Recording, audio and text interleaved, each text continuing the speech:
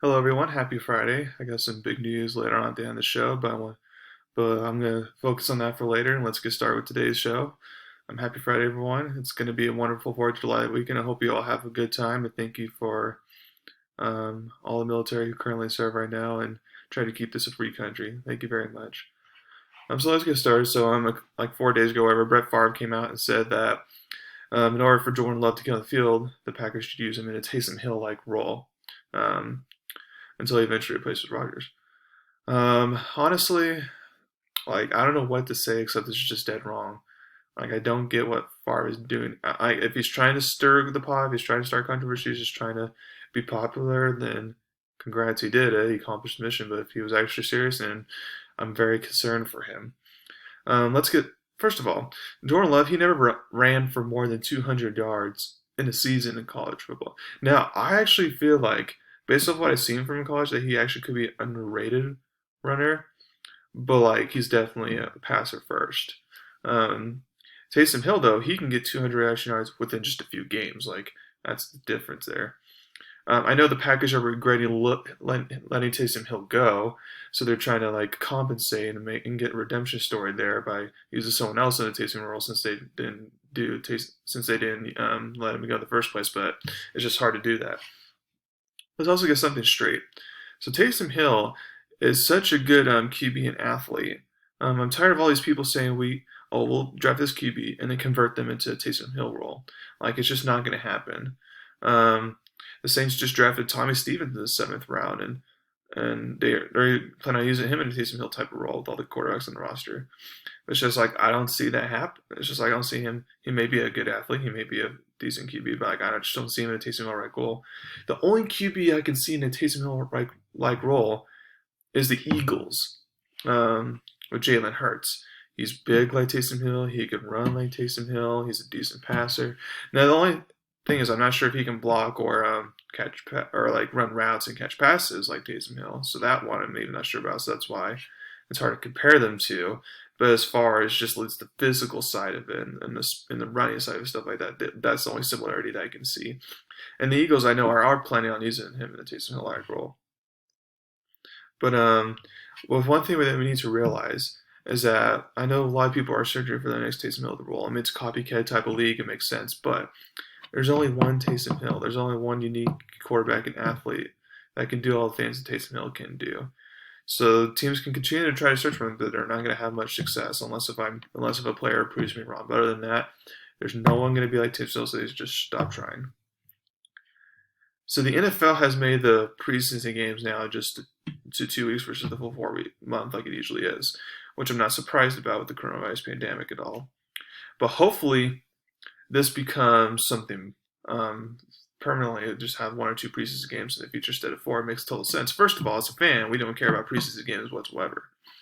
But then, second of all, you can have just 2 preseason games plus your training camp and all that to kind of see, okay, who we're going to keep on our 53-man roster, and then within that roster, okay, who's going to be on the depth chart type of thing. I feel like you can figure that out based off 1 or 2 preseason games, most likely 2 preseason games, and training camp versus a full 4, because that's just too much, and the starters never play, and they only play maybe 1 preseason game, and that's just for 1/2 or something, so it's just kind of boring to watch. So it's something that now, because of the coronavirus pandemic, they're changing. Hopefully, this is a test trial, and if it works out successfully, then they can do this in the future. I hope they change it, but we'll just have to wait and see on that. So now I'm going to some college football. So I've been going over my top 10 games for each week. So I've done 1 through 3 so far. So now I'm going to do week 4. So for that week, number 1 will be Arizona State versus USC. So while Utah may be in the running for that division, I feel like that's going to be the division match to win the South Pac-12 South basically, because Arizona State's going to be improved. Everyone has high hopes on them, and then the same with USC and their recruiting class. Keaton Slovis coming back for his sophomore campaign. I feel like it's just going to be a good battle here. USC barely won it last year, so I feel like you can expect another good game, high scoring game maybe. It's going to come down right to the wire. I'm not sure who's going to win, but it's going to be based off it's whoever wins the turnover battle though will win this game. Second is Wisconsin versus Michigan. So Michigan cannot cannot just fall on their face like they did last year against Wisconsin, especially since now they're back at home. But if Michigan loses this game, then again you're going to hear Jim Harbaugh in the hot seat, especially if they lose to Washington in the opener, which we don't know if that will happen or not. So Harbaugh needs to take care of business here and win this. 3 is Florida versus Tennessee. I feel like Tennessee's not quite there yet to compete with Florida, but I mean I could be wrong because Tennessee was just so awful when they played Florida the first time around because it's toward the beginning of the season, so we just don't know. But maybe Tennessee, if they had a whole offseason previous stuff, better like they've been getting better recruiting class, they may be able to compete. But it's gonna be one of Florida's best teams, so we'll see what happens. 4 BYU versus Minnesota. So I would give BYU more of a chance if it wasn't their fourth game because BYU would have played at Utah and then at home versus Michigan State and then at Arizona State and now at Minnesota. So very tough. So it's gonna be tough. So they're probably gonna lose, but don't be surprised if it stays close though because it's Big Ten football and that. And what I've noticed is that Big Ten football tends to complement BYU football the best because they went to Nebraska, they went to Michigan State, they went to Wisconsin and beat them all recently and over the past few years. So again, it could be an upset alert for Minnesota, but we'll see. 5, Ole Miss versus LSU. So now you get some Lane Kiffin versus Ed Orgeron. Going to be exciting to see. I don't feel like it'll be a blowout like last year. Now it is in Death Valley, not LSU, so that will make it tough for Lane Kiffin and the Rebels. But we'll see how that game goes. 6, Virginia versus Clemson. This is a rematch of last year's conference championship game. It could be a rematch, we'll see, but I don't feel like it will. Maybe Virginia's defense can keep things close, especially since Clemson's offense, while they're still going to be really good. I don't feel they'll be as explosive as last year because they have lost their best 2 wide receivers, one to drive and one to injury for the year. So that's going to be tough to replace. So if Virginia can just stop the run, then they can make things interesting. 7, South Carolina versus Kentucky. So these are both teams I feel like they're going to be barely fighting to get eligible, so 6 or 7 wins or something like that by the end of the season. So it's important that they win their games, and especially for the home team like Kentucky to win their games here. So we'll see how that one goes. It should be a good game. 8, Texas Tech versus Iowa State. So I feel like Texas Tech, while the record might okay, they'll prove last year they only won 4 games. I think the last 2 seasons in a row, but I feel like they can get to that 6-win mark and get eligible potentially. It'll be tough though to go to Iowa State and against a good team there and do it, but we'll see. In Big 12, there's a bunch of upsets every year in the Big 12, so we'll just have to wait and see on that one. 9, Washington State versus Oregon State. Now, you're not going to see Washington State a lot in this because I feel like Washington State's actually not going to get eligible finally now that Mike Leach is left. Now, I like their coach because he's coming from Hawaii. He does the air raid system like Mike Leach did the air raid system. But even though it's the same system, you still have to recruit your own type of players type of thing. So plus, Mike Rolich, he's played some Pac-12 teams, at least one every year probably because he's from Hawaii. It's just like he needs to get familiar with the Pac-12 because Mike Leach was so familiar with the Pac-12 because he's been here for a while. So it's going to take time, but I feel like it's going to be rough this year.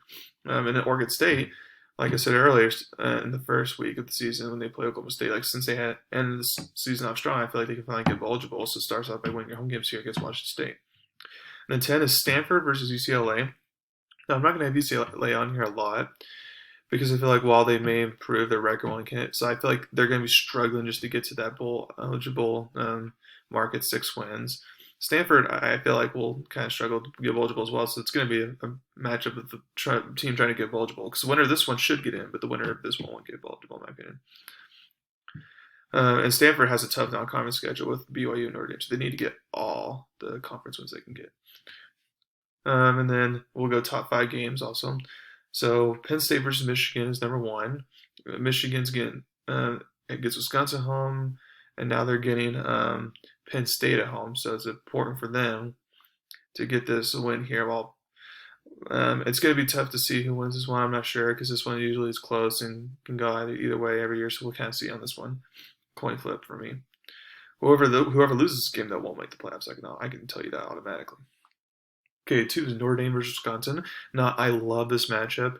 I mean, Notre Dame has a better quarterback here, in my opinion, a better coach. But you're getting a battle of both teams like to just physical, try to run the ball. They can't set the pass. I mean, smash mouth football. It's like if Notre Dame were facing like Alabama or something, or Oklahoma likes to put points, then yeah, it's going to be tough. But Wisconsin's that score around 21, 24 points a game, time eating the clock and stuff like that. So it kind of actually favors in a way Notre Dame, as long as Notre Dame takes care of the ball. So it'll be interesting. I feel like it's a coin flip there. Wouldn't surprise me if they actually got the upset here. They need to. They want to go to the playoffs, but we'll see here. 3, Washington versus Oregon is the final matchup of whoever wins this game usually wins the division. Since it's in Oregon, that's going to favor them a lot, but I mean, both quarterbacks. So we'll kind of see how Washington is at this point with their new coach and new quarterback after 5 weeks. So it'll be interesting to see. 4, USC versus Utah. So USC basically destroyed Utah last year with their third-string quarterback. So imagine what their second-string quarterback's going to do to Utah, Keaton Slovis. I mean, now it's in Utah, but still. Should be a very interesting game. If USC wins this one again, then that means USC should win the conference. Okay, 5, Texas versus Kansas State. So as I said earlier, Kansas State is my dark horse to win the Big 12, and Texas should win it with Sam Miller as a senior. They need to be relevant again, so it's going to be very important for them to see who wins this one. Should come down right to the wire like it did last year. 6, Oklahoma versus TCU. Now, again, I feel like TCU will improve, get at least eligible at the very least. What's interesting is that TCU has a lot of the hard games at home, so they're very fortunate. Oklahoma State teams, again, one of those unrated teams that should win it because they have a talented offense at the very least to compete for the Big 12 titles. It's going to be very interesting to see here. 7, Alabama versus Ole Miss.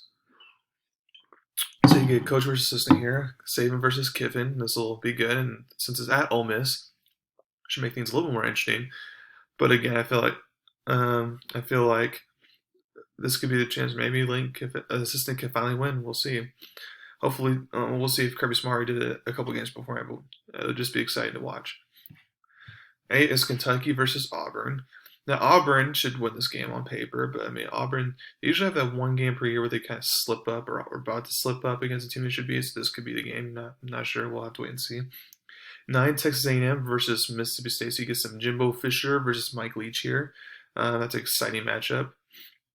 It can be a coin flip. Now for Texas A&M and Jimbo Fisher, if they want to have that magical season with a bunch of experienced players on their roster now and make Jimbo's contract worth it, they need to start winning the games because they want to get at least 10-3. That's their minimum they want to be for a successful season, in my opinion, with their roster. So it starts with a road win here. And then lastly, Missouri versus Tennessee. So the winner of this one most likely be third in their division in the SEC. It's going to be interesting to see who wins this one. I mean, not much other than bragging rights is the difference here, but I feel like it should be a fun game nonetheless. So then that's it for this week. Thank you very much for listening to my podcast today, and please tell everyone about me. So the big news is that I won't be doing this show every weekday anymore. So I'm just going to do whatever I feel like doing. So it could be once a week, could be 3 times a week. I'm not sure. It just depends on what I want to do. But keep on staying in tune to listen to me. Thank you very much for listening to my show today. Thank you for all my supporters out there listening to me and doing this. Thank you very much, and you all have a wonderful 4th of July weekend. Thank you.